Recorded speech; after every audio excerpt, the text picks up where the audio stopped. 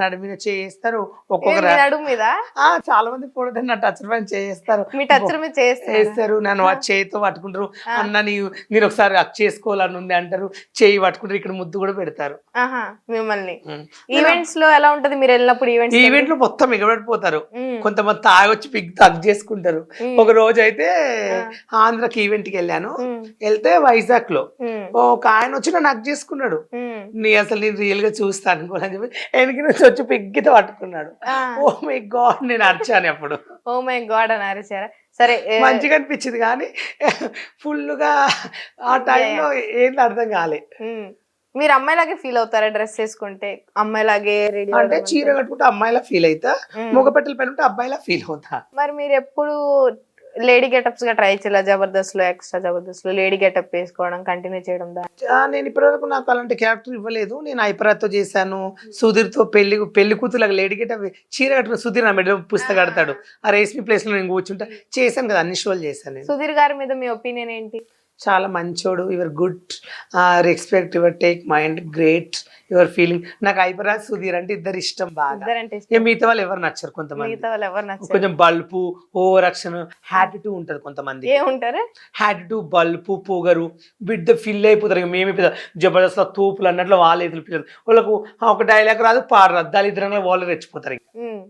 మీరు కరెక్ట్ గా చేస్తారు డైలాగ్ గానీ ఏదైనా ఇస్తే? ఎప్పుడు నేను చేస్తాను. కొంచెం యాటిట్యూడ్ బిల్డప్. కొత్త వాళ్ళు వస్తే పాత వాళ్ళు కొంచెం ఎక్కువ రోజులు ఉన్న వాళ్ళకి ఓవర్ యాక్షన్ ఎక్కువ చేస్తుంటారు, అక్కడ బిల్డప్లు ఇస్తుంటారు. అదొకటి నాకు నచ్చదు. మీరు ఇదివరకు వెళ్ళారు కాబట్టి ఏదైనా ఇబ్బందులు ఫేస్ చేశారు అక్కడ? అక్కడ నాకు ఇలాంటి ఇబ్బంది జరగలేదు. ఒక్కరి వల్ల ఇబ్బంది అయింది. వాళ్ళు ఎప్పటికైనా నాశనం అయిపోతారని ఎప్పుడో తిట్టాను. పక్కా అవుతారని అనుకుంటున్నా. ఏదో ఒక రోజు నా అవసరం ముగుతుంది. రష్మి గారు మీతో మాట్లాడారా? రేష్మి చాలా బాగా మాట్లాడారు. గుర్తుపట్టిందా మిమ్మల్ని? నేను ఎందుకు గుర్తుపట్టలేదు. ఉప్పల్ బాగా ఎంక్వైరీ చేసింది. దాంతో మస్తు ఫ్రీగా మాట్లాడింది. మంచిది పాప. రష్మి గారి గురించి ఒక 2 లైన్స్ చెప్పండి. మీరు ఆవిడతో ఉన్నది. నేను రేష్మిని 2 సార్లు కలిశాను. 2 సార్లు తన యాటిట్యూడ్ ఏం లేదు. నిజంగా ఎంత బాగా మాట్లాడేదంటే, నిజంగా చెప్పాలంటే నాకు చాలా హ్యాపీగా మంచిగా ఫీలింగ్ అనిపించింది. చాలా మంచిది. నిజం రెస్పెక్ట్. దిస్ ఈజ్ ఐపరాది కూడా చాలా మంచోడు.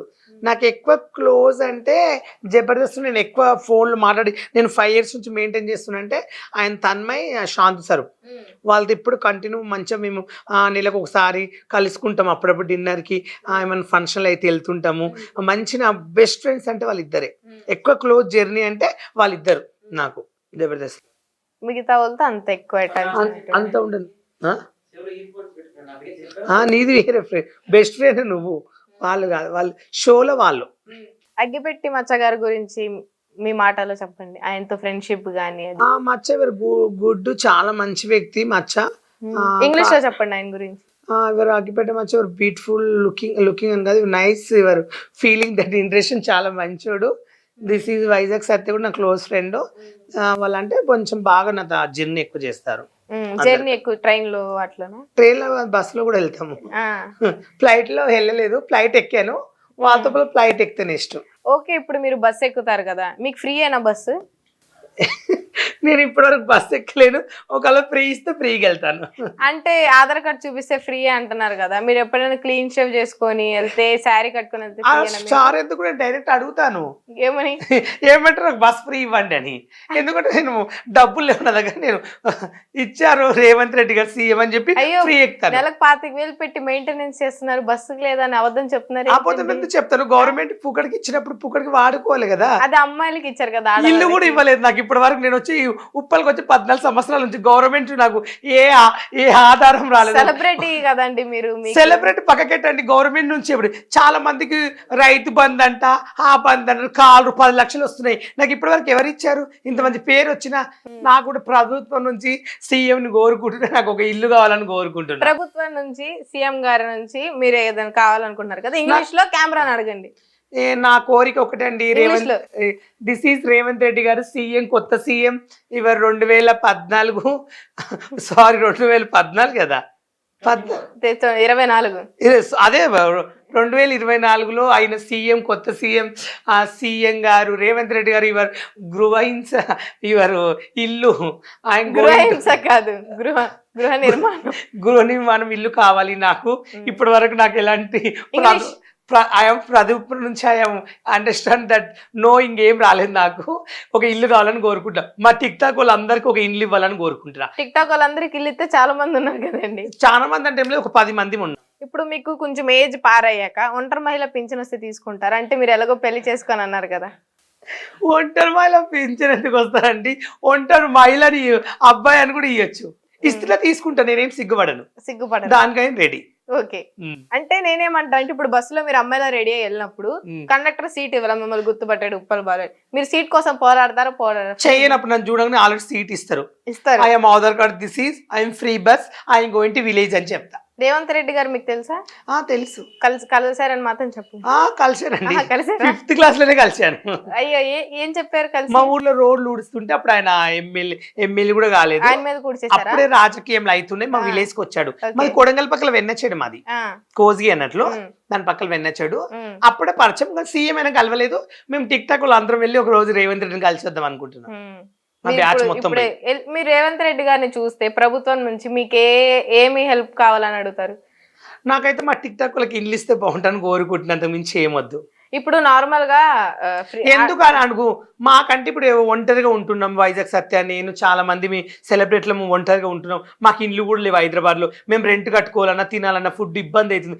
మాకు రూములు గవర్నమెంట్ నుంచి ఇండ్లు వచ్చినా ఏదో చేసుకుని బతామని నా ఫీలింగ్.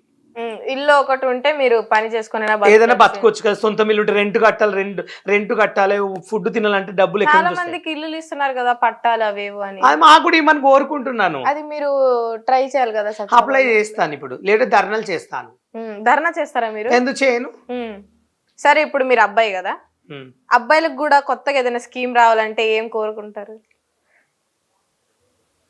ఇప్పుడు అమ్మాయికి ఫ్రీ బస్ ఇచ్చారు, త్వరలో ఎలక్ట్రిక్ స్కూటీలు ఇస్తున్నారు, మీకు ఇస్తే తీసుకుంటారు ఎలక్ట్రిక్ స్కూటీ? మాకు స్కూటీలు ఇచ్చి తీసుకుంటాం. అట్లా మాకు గవర్నమెంట్ నుంచి అబ్బాయిలు మంచిగా చదువుకున్న యూత్ అబ్బాయిలు, ఖాళీగా తిరిగే వాళ్ళు, విలేజ్ లో జాబులు లేక ఇబ్బంది పడే వాళ్ళకు మంచి జాబ్ ఇస్తే మంచిగా కోరుకుంటా. నాకు ఇవ్వకున్నా పర్లేదు. యూత్ మొత్తానికి ఖాళీ ఉన్న అబ్బాయిలు చాలా మంది అందంగా ఉండి ఇవరు మంచి ఉండి విలేజ్లోకి వెళ్ళి పుట్టే తిరుగుతుంటారు జాబ్ లేక. వాళ్ళని చూస్తే నాకు బాధ అనిపిస్తుంది. అలాంటి వాళ్ళకి జాబ్ ఇస్తే అని జాబ్ ఇస్తే చాలా హ్యాపీగా ఫీల్ అవుతా. ఇప్పుడు బిగ్ బాస్ కి మీరు వెళ్తే ఎంత రెమ్యునరేషన్ అడుగుతారు వారానికి?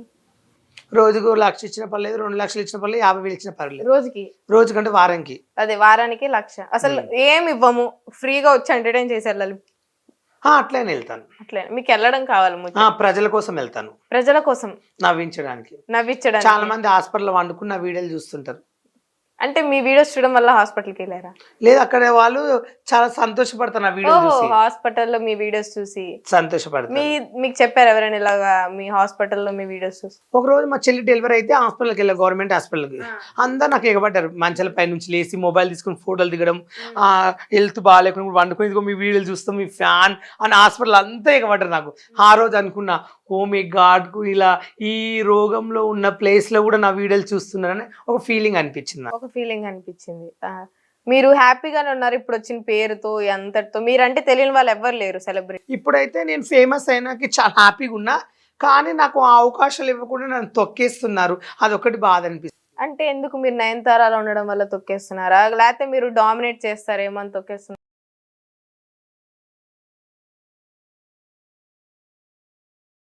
అది వాళ్ళలో ఆ భయం ఉండడం వల్ల మిమ్మల్ని మీరే సొంతగా ఒక షో చేసి మరి అందరినీ ప్రోత్సహించచ్చు కదా కొత్త వాళ్ళని. నాకు డబ్బులు లేవు కాబట్టి ఇప్పుడు నేను అదే అడుక్కుంటున్నా. ఇంకా ఈసారి డబ్బులని అడుక్కుని ఒక ఈవెంట్ లాగా పెట్టి అమౌంట్ అడుక్కుని ప్రజలతో నేను ఒక ఛానల్ ఓపెన్ చేసి మా టిక్ టాక్ వాళ్ళందరినీ తీసుకుని దాంట్లో పెట్టి మేమే ఒక షోలు చేయాలని ఒక ప్లాన్ చేసినాం. ఆ షో చేయాలని ఒక 10 లక్షలు అయితే ఇక అందుకే అడుకోవడం సిగ్గులేదు సమాజంలోనే అర్థమైంది. ఇన్ని రోజులు ఏమో అడుకోలేదు, నేను 50-10 ఇవ్వని అడుకోలేదు ఎప్పుడు నా జీవితంలో. అంటే మనం పుట్టినప్పుడు కష్టపడి చేయాలనుకున్నా, ఈసారి నేను అడుక్కుని చేయాలని కోరుకుంటున్నా. మీరే మీ ఫ్యామిలీ మెంబర్స్ కూడా చూసుకుంటారు, మీరే కష్టపడి ఈవెంట్స్కి వెళ్ళి అని చాలా ఇంటర్వ్యూస్ లో చెప్పారు కదా, మరి మీ పేరెంట్స్ హ్యాపీగానే ఉన్నారా? అవును. ఇప్పుడు మా డాడీ చనిపోయాడు, మా మమ్మీ ఊర్లో ఉంటది, మా అక్కకు భర్త చనిపోయాడు, ఒకటే కొడుకు, మా అక్క మా ఇంట్లోనే ఉంటది. మా అన్నయ్యకు 3 ఆడపిల్లలు, ఆటో నడిపిస్తాడు.